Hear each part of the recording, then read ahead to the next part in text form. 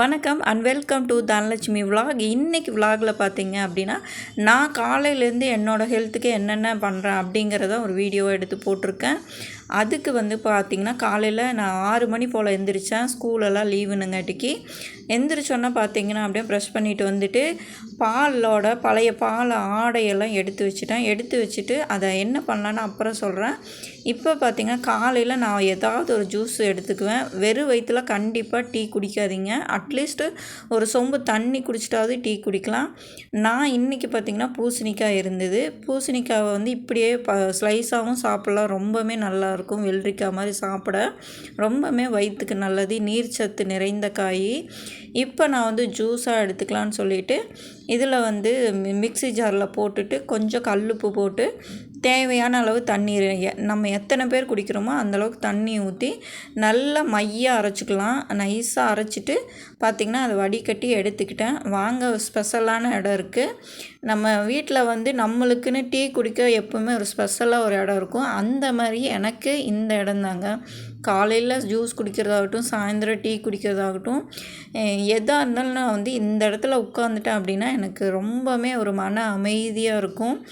இந்த தொட்டியில் வச்சுருக்க இந்த மாமரத்தை பார்த்துட்டு அந்த காலை வேளையில் அமைதியாக அந்த ஜில்லுன்னு காற்றோட இங்கே உட்காரும்போது ரொம்பவே மனசுக்கு நிறைவாக இருக்கும், சந்தோஷமாக இருக்கும். அந்த மாதிரி உங்களுக்கு உங்கள் வீட்டில் என்ன இடம்னு கமெண்ட் பண்ணுங்கள். அதுக்கப்புறம் பார்த்தீங்க அப்படின்னா பாலாடை எடுத்து வச்சுருந்தேன் இல்லையா, அதில் கொஞ்சமாக மஞ்சத்தூள் போட்டு நல்லா மைய பிசைஞ்சிட்டு கையிலே நல்லா மைய பிசைஞ்சு பேஸ்ட்டு மாதிரி பண்ணிவிட்டு நம்ம ஃபேஸில் அப்ளை பண்ணிக்கலாம். மாட்டுப்பால் காய்ச்சாத பால் அதையும் அப்ளை பண்ணிக்கலாம். அப்படி இல்லைன்னா இந்த பாலாடை காலையில் அல்லது நைட்டு அப்ளை பண்ணிவிட்டு நம்ம கடலை மாவு போட்டு வாஷ் பண்ணிக்கலாம். அப்படி இல்லைன்னா குளிச்சுக்கலாம். இதை விட ஸ்கின்னுக்கு க்ளோ கொடுக்குற இது வேறு எதுவுமே கிடையாதுங்க. இந்த பாலாடை ஒன்று மட்டுமே நம்ம ரெகுலராக போட்டுட்டு வந்தோம் அப்படின்னா நம்ம ஸ்கின்னில் இருக்க அழுக்கெல்லாம் எடுக்கிற சக்தி இந்த பாலுக்கு இருக்குது. காய்ச்சாத பசும்பாலுக்கு இருக்குது. அதனால் இது மட்டுமே போதும். இது கூட நம்ம வீட்டில் இருக்க தக்காளி அந்த மாதிரி ஐட்டம் போட்டாலும், உருளைக்கிழங்கு பேஸ்ட்டு இதெல்லாமே ரொம்ப நல்லது. இப்போ நான் குளிச்சுட்டு வந்தாச்சு. இப்போ லஞ்ச் ரெடி பண்ணலாம். லஞ்ச் பாக்ஸுக்கு ரொம்ப சிம்பிளாக குயிக்காக செய்கிற ஒரு ரெசிபி தான் நான் இப்போ போடுறேன். இது குழந்தைகளுக்கு ரொம்ப பிடிக்கும். அதுக்கு பார்த்திங்க அப்படின்னா நான் பச்சை பட்டாணியை கொஞ்சமாக வேக வச்சு எடுத்துக்கிட்டேன். இது கூட உருளைக்கிழங்கு, கேரட்டு, அப்புறம் பார்த்திங்கன்னா குடமிளகா அதெல்லாம் போடலாம். நான் எங்கிட்ட இப்போ பச்சை பட்டாணி மட்டும் இருக்குது, அதை எடுத்துக்கிறேன். ஒரு பெரிய வெங்காயம் பொடியாக நறுக்குனது, பச்சை மிளகா, முட்டை தேவையான அளவு. இப்போ கடாய் வச்சு அதில் எண்ணெய் ஊற்றி எண்ணெய் காஞ்சதுக்கப்புறம் பச்சை மிளகா போட்டு அது கூடவே வெங்காயத்தையும் போட்டுக்கலாம். வெங்காயம் பார்த்திங்கன்னா ரொம்ப வணங்க வேண்டாம். ஒரு கண்ணாடி பதம் வந்ததுக்கப்புறம் பார்த்திங்க அப்படின்னா நம்ம இந்த பட்டாணியை சேர்த்திட்டு அது கூட பார்த்திங்கன்னா நம்ம முட்டை மசாலா இருந்தால் முட்டை மசால் போட்டுக்கலாம். இப்போ எங்கிட்ட முட்டை மசால் இல்லைன்னுங்காட்டிக்கு நான் சன்னா மசாலா இருக்குது, அதை சேர்த்தலாம் அப்படின்னு சொல்லி அதை சேர்த்தி பார்த்தா ரொம்பவுமே சூப்பராக இருக்குது. நம்ம ஐடியா தாங்க.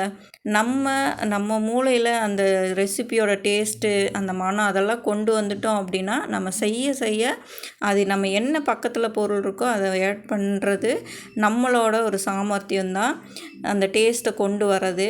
எனக்கு அப்படி தான். நான் எங்காவது ஏதாவது ஒரு சாப்பிட்டேன் அப்படின்னா அந்த டேஸ்ட் எப்படியாவது வீட்டில் நான் ட்ரை பண்ணி பார்த்துருவேன். நான் இது போட்டால் நல்லாயிருக்கும்னு நினச்சேன் அப்படின்னா அது போட்டால் கண்டிப்பாக நல்லாயிருக்கும். நம்ம சந்தோஷமாக நம்மளுக்கு பிடிச்ச பசங்களுக்கு குழந்தைங்க சாப்பிடணுன்னு அந்த சந்தோஷமாக செய்யும்போது எந்த ரெசிபியுமே சூப்பராக வரும்.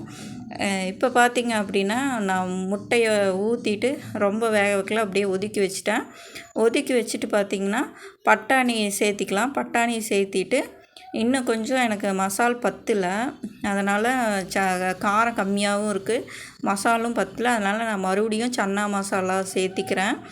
சன்னா மசாலா சேர்த்திட்டு உங்களுக்கு காரத்துக்கு தேவையான அளவு பார்த்து சேர்த்திக்கோங்க. ஏற்கனவே பச்சை மிளகா வேறு போட்டிருக்கோம், அதனால் பார்த்து போட்டுக்கலாம். இப்போ இந்த சைடில் சாப்பாடு, சுட சாப்பாடு இருக்குது. நல்ல உதிரியான சாப்பாடு இருக்கணும். அதை அந்த ஓரத்தில் போட்டுட்டு நம்ம அப்படியே மெதுவாக எல்லாத்தையும் கிளறி விடலாம். முட்டை வந்து பார்த்திங்க அப்படின்னா ரொம்ப பொடியாக இது பண்ணிட வேண்டாம், கிளறிட்டு ரொம்ப மெதுவாக கிளறி அந்த முட்டை பார்த்திங்கன்னா கொஞ்சம் நம்ம வாயில் தட்டுப்படுற மாதிரி இருக்கணும். அப்போ தான் வந்து டேஸ்ட்டாக இருக்கும். அந்த முட்டை, சாப்பாடு, பட்டாணி அதெல்லாம் வந்து வாயில் கடித்து சாப்பிடும்போது நல்லாயிருக்கும். ரொம்ப கிளறிட்டோம் அப்படின்னா முட்டை வந்து ரொம்ப பொடி மாசு மாதிரி ஆயிரும். இப்போ வந்து நல்லா மெதுவாக கிளறி விட்டுட்டு இந்த டைம் உப்பு கரெக்டாக இருக்கான்னு உப்பு பார்த்துக்கலாம். இப்போவே பாருங்கள் கலர்ஃபுல்லாக இருக்குது. இது கூட இன்னும் நம்ம குடமிளகா அப்புறம் கேரட் இதெல்லாம் போடும்போது கலர் சூப்பராக இருக்கும். இது கூட பார்த்திங்கன்னா நான் வந்து டொமேட்டோ கெச்சப் வச்சு சாப்பிட போகிறேன். செம்மையாக இருக்குது பாருங்கள், கலரே சூப்பராக இருக்குது. நம்ம காலையில் குழந்தைகளுக்கு லஞ்ச் பாக்ஸு கொடுத்துட்டோம் அப்படின்னா கொஞ்சம் கூட மிச்சம் இல்லாமல் சாப்பிட்டு வந்துடுவாங்க. குயிக்காகவும் செஞ்சிடலாம், எந்த ஒரு வேலையுமே இல்லை. சாப்பாடு மட்டும் ஒன்று ரெடி பண்ணிட்டோம் அப்படின்னா குயிக்காக ரெடி ஆயிரும். வாங்க சாப்பிட்லாம். உங்கள் வீட்டில் இன்றைக்கி என்ன லஞ்சுன்னு கமெண்ட் பாக்ஸில் கமெண்ட் பண்ணுங்கள். இந்த ரெசிபி உங்களுக்கு பிடிச்சிருக்கான்னு சொல்லி கமெண்ட் பண்ணுங்கள். வாங்க இப்போ நம்ம சாப்பிட்டு எப்படி இருக்குன்னு சொல்கிறேன். நான் வந்து அந்த மசாலா சேர்த்துனது கொஞ்சம் சொதப்பிருமோன்னு நினச்சேன். ஆனால் செம்மையாக இருந்ததுங்க அந்த மசாலு. இன்னும் முட்டை மசாலாலாம் சேர்த்தும் போது ரொம்பவுமே சூப்பராக இருக்கும். கொஞ்சம் பச்சை பட்டாணி, அந்த முட்டை, அப்புறம் சாப்பாடு எல்லாம் உள்ளே வச்சு ஒரு உருண்டை பிடிச்சிட்டு இந்த சாஸை தொட்டு அப்படியே எடுத்து வாயில் போடும்போது சாப்பிட்டா அந்த பட்டாணியும் முட்டையும் வாயில் கடித்து அப்படியே அந்த சாப்பாடு கூட கலந்து அந்த புளிப்பு சாஸு டேஸ்ட்டும் சும்மா அருமையாக இருக்குங்க. உண்மையிலே சொல்ல சூப்பராக இருக்குது. நீங்கள் ட்ரை பண்ணி பாருங்கள். டக்குன்னு பட்டாணி உருளைக்கிழங்குலாம் எப்படியும் வீட்டில் இருக்கும். உங்களுக்கும் ஒரு வாய் கொடுத்துட்டு நான் சாப்பிட போகிறேன். சூப்பராக இருக்குது. இந்த வீடியோ உங்களுக்கு பிடிச்சிருந்தா லைக் பண்ணுங்கள், ஷேர் பண்ணுங்கள், கமெண்ட் பண்ணுங்கள். மறக்காமல் சப்ஸ்கிரைப் பண்ணுங்கள். பாய். Next video